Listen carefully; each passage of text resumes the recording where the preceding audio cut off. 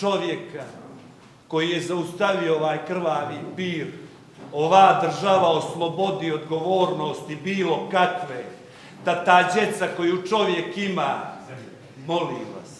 molim vas da se taj čovjek ne tereti.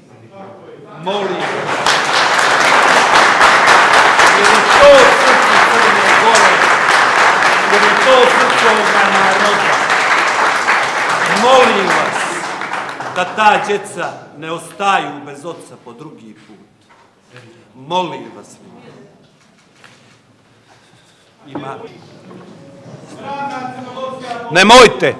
Nemojte.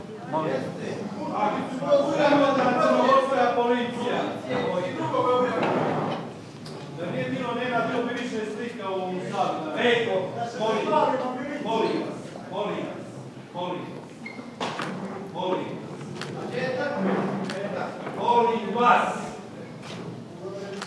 molim vas.